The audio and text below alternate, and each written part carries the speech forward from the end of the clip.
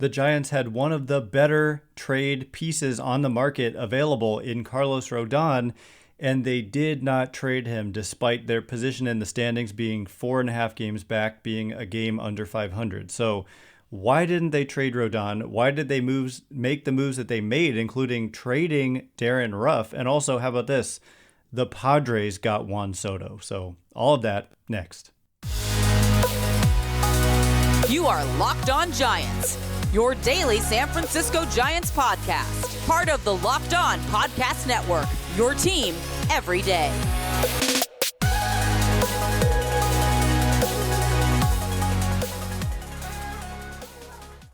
Hello and welcome to Locked On Giants, part of the Locked On Podcast Network, where it's your team every day.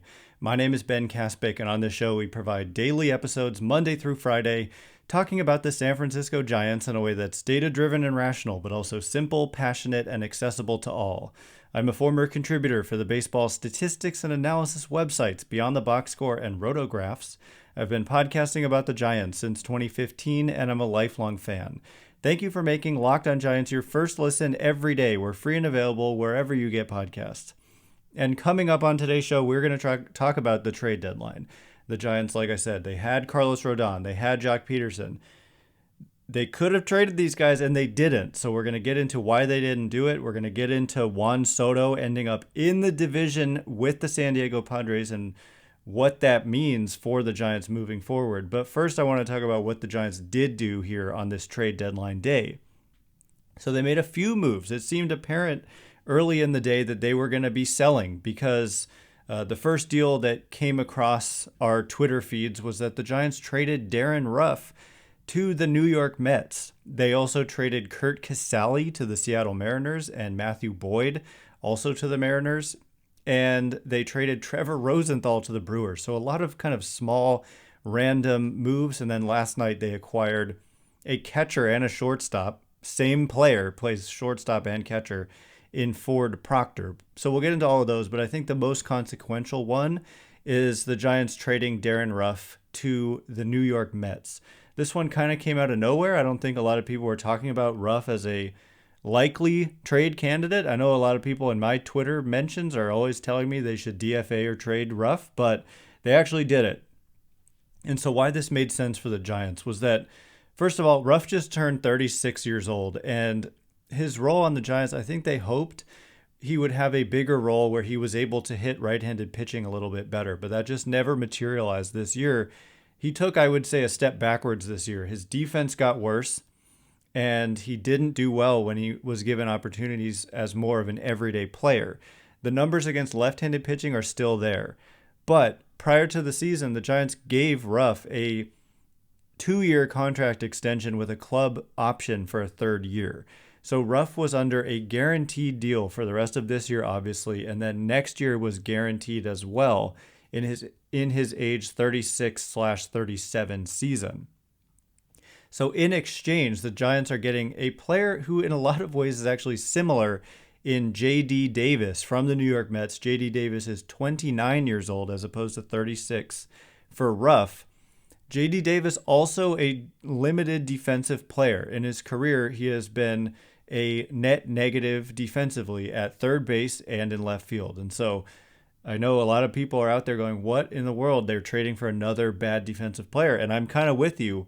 But I do think that it actually is a better fit on this roster to have J.D. Davis, plus they're getting 3 prospects, than Darin Ruf and his guaranteed salary for next year, whereas J.D. Davis can be retained through the arbitration process next year and the year after that, but it is not guaranteed, as arbitration is not guaranteed. In his career, let me just get through this defensively. J.D. Davis at third base, -27 defensive runs saved, -10 outs above average in 1,200 innings. That's been his primary position. In left field, -9 defensive runs saved, -10 outs above average in 663 innings. And at first base, -1 defensive run saved and 1 out above average, +1. Oh my God, a plus number here in 112 and 2/3 innings. And offensively, Davis has actually always been a pretty good performer. And overall in his career, he does have a 116 weighted runs created plus. And importantly, significantly, he doesn't have strong platoon splits. So he's somebody, I'm not saying he's an everyday player, because I think the fact that he's not a great defender, not a great runner, makes him someone you don't want to have going out there and having 600 plus plate appearances. But he's a guy who can move around and fill in at different positions and also be a DH, and he's not going to kill you when a same-handed pitcher comes in, and they're not going to have to pinch hit for him in those days when he's in the lineup, and they'll be able to pinch hit with him, whether it's a lefty or a righty on the mound. And so I just think that makes more sense. Giants got a little bit too heavy with all their platoon players, and that ended up working against them, where they weren't always able. They ended up having guys like Ruf facing a right-handed pitcher too often. So I think Davis fits well. He's also local. Apparently grew up a Dodgers fan, even though he's from the area. So I don't quite understand that. We'll have to get more of the story there. And again, yeah, he's younger and the contract is non-guaranteed, which I think helps. But you can keep him the same amount of time as you could have kept Ruf. Giants are also getting Thomas Zapucki, Nick Zwack, and Carson Seymour. Yeah, I'm not making those names up. Those are the real names. And these from Dan Zimborski over at Fangraphs. Here's the write-up on the other players in addition to JD Martinez coming back to the Giants. Zimborski says, quote, Zwack is a 2021 draftee having a good first full season in the minors. A low 90s sinker isn't going to wow anyone these days, but he's had enough success in A-ball that he's worth checking in on to see if he can surpass that AA wall and can stymie lower grade pitching prospects. Zapucki is a better-known name, spending the last 2 seasons in AAA and with 2 unfortunately unforgettable appearances in the majors so far. They both didn't go well. This is Ben speaking. They didn't go well. Actually, his one start came against the Giants this year, and he allowed 9 runs on 4 homers in an inning and a third. Ruf was in the lineup, and Zapucki, a lefty, struck him out twice. So there's just a strange situation there, but I'm not judging him based on the one outing. So continuing on with this report, Zimborski says, quote, I'm not convinced that he won't have a future as a 5th starter in the majors. One has to remember that unlike in the majors, minor league offense has exploded rather than evaporated. So Zapucki's decent performance in the high minors makes him worth a flyer. Seymour doesn't get a lot of press in the scouting world, and while he's got solid velocity, certainly better than Zwack or Zapucki, he lacks consistent secondary pitches. His debut has been very good, but I wouldn't take it too seriously. 23-year-olds ought to be pitching well against A-ball hitters. So anyway, that's the report coming back to the Giants. I think that this move makes sense for them, and I wish Darin Ruf nothing but the best in New York. I think for a team that can just allow him to platoon and face left-handed pitching and not play the field too often and not overexpose him in left or whatever the Giants were doing that wasn't really working, it makes sense, and he's probably going to go to the playoffs, and I wish him nothing but the best in that situation. So, of course, the Giants, like I said, also trade Curt Casali and Matthew Boyd to the Mariners in exchange for minor leaguers Michael Streifler and catcher Andy Thomas. Streifler, a right-handed pitcher. I've never heard of either of these guys. That's the thing. They're minor leaguers. We'll get reports, and tomorrow we'll go into a little bit more depth here, but it's a minor move. Giants, it's a vote of confidence in Bart, and they also acquired this catcher from the Rays who goes onto their 40-man in Ford Proctor yesterday, and they have Wins, and Wins has not done well with the Giants, so I'd like to see Proctor probably more than I'd like to see Wins at this point. And then they trade Trevor Rosenthal, who they just signed 12 days ago, to the Brewers for Tristan Peters, an outfielder just promoted to AA, who on MLB Pipeline's prospect list was number 19 in the Brewers system. So the Giants sold, but they didn't completely sell, nor did they make buying moves, even though they didn't completely sell. So coming up next, in addition to having now talked about what the Giants did at the trade deadline, we're going to talk about what the Giants didn't do, which may even be the bigger story. So why didn't they trade Rodón next? But first, if you haven't tried Built Puffs yet, you're depriving yourself of one of life's greatest joys. And guess what? There's a new flavor. Ready? Delicious, indulgent cookie dough. This is speaking to my heart because I promise you, cookie dough is my favorite. And these are covered in chocolate. That's right. Built has done it again. Let me introduce you to your new favorite. Cookie dough chunk puffs have a light and chewy texture, real cookie dough chunks, and of course, they're covered in 100% real chocolate. All the joys of eating cookie dough without the hassle of making it, plus it's healthy for you. Cookie dough chunk puffs are only 160 calories, and they have a whopping 15 grams of protein. You're going to love the new cookie dough chunk puff, whether you need a snack for a workout, a late night treat, or you just need to grab a quick bite. Built is the perfect protein bar, and they taste better than a candy bar. Ditch the calories, ditch the fat, ditch the sugar, grab yourself a Built bar. Go to Built.com, use promo code LOCKED15 to get 15% off your order. Use promo code LOCKED15. All right, as promised, we're going to talk about what the Giants didn't do at the trade deadline. They did not trade Carlos Rodón, even though they appeared to be in sell mode. As soon as we're hearing they traded Darin Ruf, they traded Curt Casali, Matthew Boyd, and Trevor Rosenthal, it seemed like the next step in the process was going to be not just Carlos Rodón, but Jock Pederson and anybody else, potentially. Wilmer Flores, Dom Leone, Tommy LaStella, guys with value, guys with less value. Just, it seemed like they were ready to trade anybody. And I bet you that they probably were. But what's important to note, Rodón, we keep calling him a rental. It's not quite that simple because he does have this opt-out, and we talked about how that's a little bit of a confounding factor potentially for other teams, because if he gets injured, he can opt in. Although I would argue if it's a minor injury and he opts in, you're still getting potentially an ace next year on a 1-year deal, which is a great deal. So only if it was a really serious injury that would affect 2023 performance would I worry about that if I was an acquiring team. But obviously, there's some risk there for an acquiring team. But he's likely to opt out, which would classify him as a rental. Some of the other top rentals in this market included the Cubs catcher Wilson Contreras and the Red Sox DH JD Martinez. And then so with Rodón, none of those three got moved. And the Cubs not moving Contreras classifies as arguably the biggest surprise of all on deadline day, because they're not in contention at all. Unlike the Giants, who you can make a case that they're still in the race. Fangraphs has their playoff odds at 17%. It's obviously not great odds, but it's not zero. I don't actually have it pulled up, but the Cubs, I do have it pulled up here. The Cubs are at 0, rounded to 1 decimal point. They're obviously not eliminated yet, but 0.0%. The Giants at 16.8 according to Fangraphs.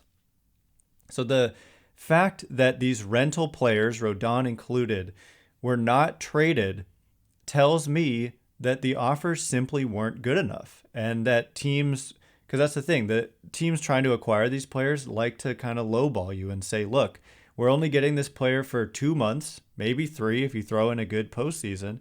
We're just not going to give you what you want. And what for the Giants, I mean, for the Cubs especially, like you could make a case they should just take anything they can get. But one factor that is not thought about enough is the qualifying offer, which the Giants can give to Rodón, which means they would get draft pick compensation in the range of about 75th overall pick, plus the extra bonus pool money that comes with that you can spend creatively, like the Giants did in 2020 with Kyle Harrison. But yeah, so not trading a guy like Wilson Contreras or Rodón, you get to then give them the qualifying offer and get draft pick compensation if they leave. But also for the Giants to trade Rodón, it had to be worthwhile given that, as slim as the odds are, and I wouldn't call a 20-ish% chance that slim. It's not great, but you've got 2 months to let this thing play out. He is a difference maker on the mound. And so I said this was the title of the episode yesterday. The Giants should trade Carlos Rodón, but only for a significant return. And evidently the significant return just wasn't there. And it wasn't just the Giants. It's not like we're seeing rental players get traded for significant returns and the Giants were just stuck sitting on their hands or whatever. These rental players didn't get moved, even more obvious cases like Wilson Contreras of the Cubs. And so I don't really blame them for that, for not moving him if the deal just wasn't there. You shouldn't trade him for some kind of marginal return when he has value to you this year and you still have a shot. And I know that it's not a great shot, and here's the thing, though. If they get into a postseason series, I know Logan Webb hasn't looked good recently, but if they can find their way in, and you have Rodón, and you have maybe Webb pitching better, and Wood and Cobb pitching better, they've been better lately.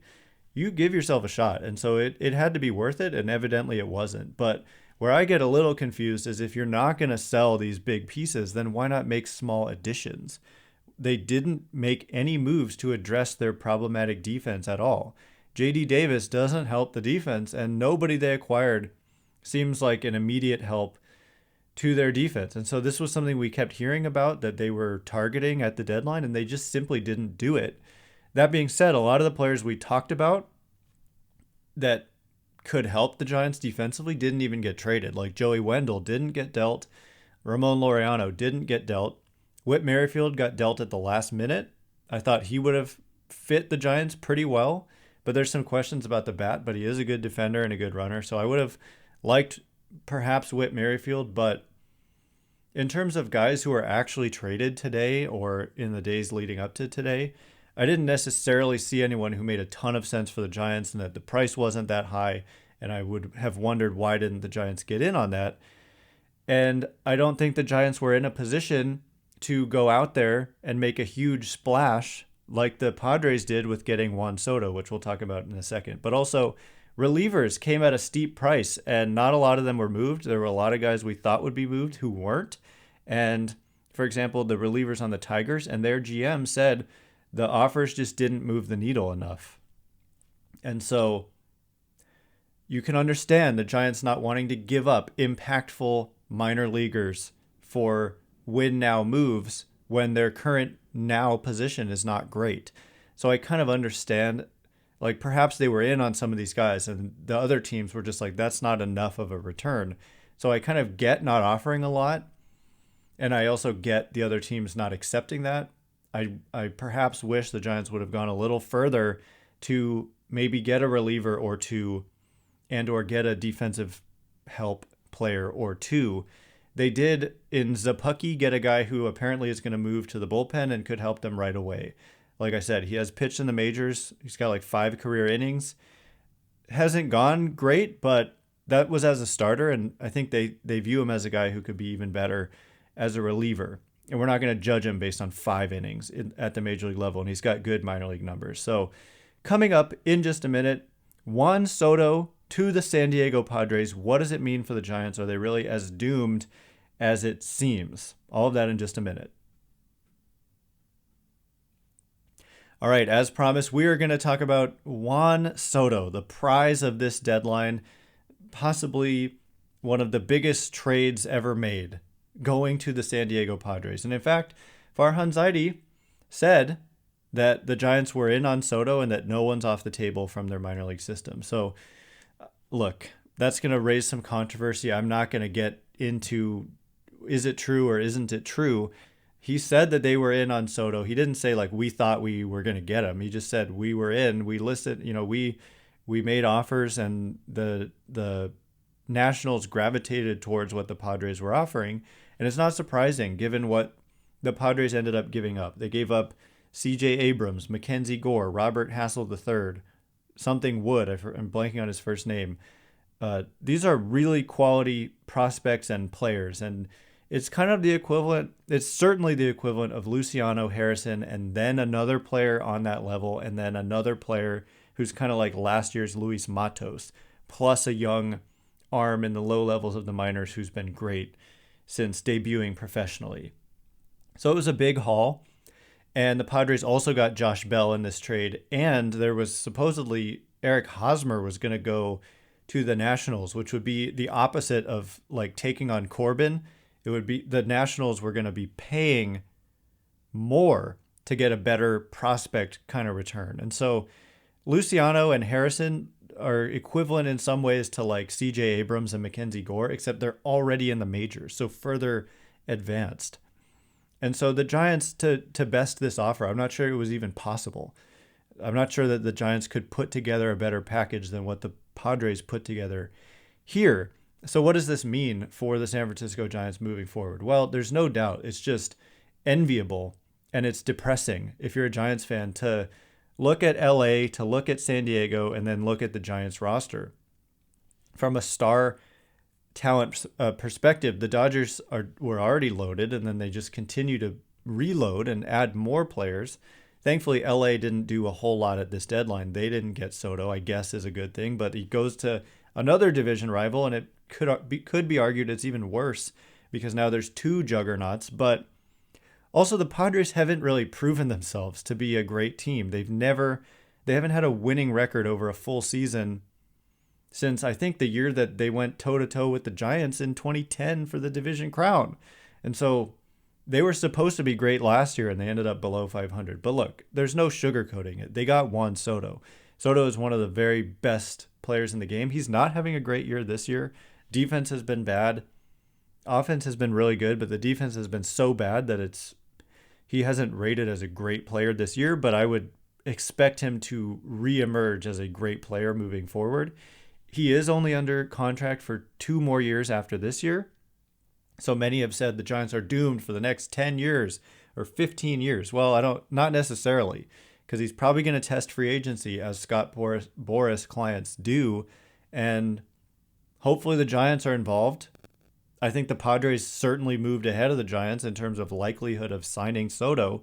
That's just the reality of when a player goes to a team, they're more likely than not to kind of end up back on that team. So it's bad news for the Giants. There's just no getting around it.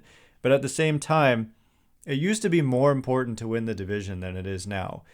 Like when you either won the division or you had to go to a 1-game playoff, that was your best shot, that there was a real importance to winning the division. It could be argued that it's more important now, except only if you have one of the best 2 records among division winners in the game. Because if you win the division, but the other 2 division winners in the league are better than you don't get a first round bye, and the other 2 do. So it's only a big deal if you have one of the top 2 records in the league. And the Dodgers were already in that position anyway. And so here's the thing, even though both the Dodgers and the Padres are loaded, even if they're going toe-to-toe 100 wins every year, one of them is not skipping that best of 3 every year no matter what. And for the Giants, you could be finish in third and get the same type of deal as the team that finishes in second. So it's not quite as bad as it seems in some ways, but in other ways, just from a star talent perspective and just interest in the Giants, and you see your rivals doing these major moves, and you've got, you're getting JD Davis at the deadline and trading, for minor leaguers, and you're claiming guys off waivers all the time, and that's kind of how you're building your roster. I don't think that's for sure how it's going to continue into eternity, but for now it's been rough to see. And so yeah, the Padres got Soto, and there's no sugarcoating it. It's just not a great look for the San Francisco Giants, and hopefully they go into the offseason with some urgency and maybe make some major moves, and maybe you try to sign an Aaron Judge, who's a local kid and grew up a Giants fan, and he wants to come home, so bring him home, and I want to see that. But then even still, you've got one Aaron Judge, and the Padres have Soto and Tatis and Machado, and the Dodgers have Betts and Freeman and Trey Turner, who's also a free agent. So maybe he leaves. I don't know. It's not great. But I also think it's not a disaster scenario. Like if you just take care of your own business and win 95 games, you're going to the playoffs, kind of regardless of what the Dodgers and Padres do. Facing them in the playoffs would be tough, but put together a great pitching staff and try to compete with these guys and build a roster that stacks up. But so far, right now, this year, it doesn't stack up. So that's all the time we have for today. Thanks again for making Locked On Giants your first listen every day. Now make your second listen Locked On MLB. MLB expert Paul Francis Sullivan brings humor, passion, and unique perspective on every team and the biggest stories around the league. Follow the #1 daily league-wide podcast Locked On MLB on the Odyssey app, YouTube, and wherever you get podcasts. Once again, my name's Ben Kaspick. Check me out on Twitter at Ben Kaspick, Kaspick. If you like this show, please consider rating it or leaving a review. It helps me out a lot, so thanks in advance. And thank you to everyone who's done so already. Can't wait to be with you again tomorrow. More trade reaction and also reaction to tonight's game. It's important for the Giants because they're thinking they're still in it, and so winning games is still important. So more of that tomorrow. Thanks again for listening. Stay Locked On Giants.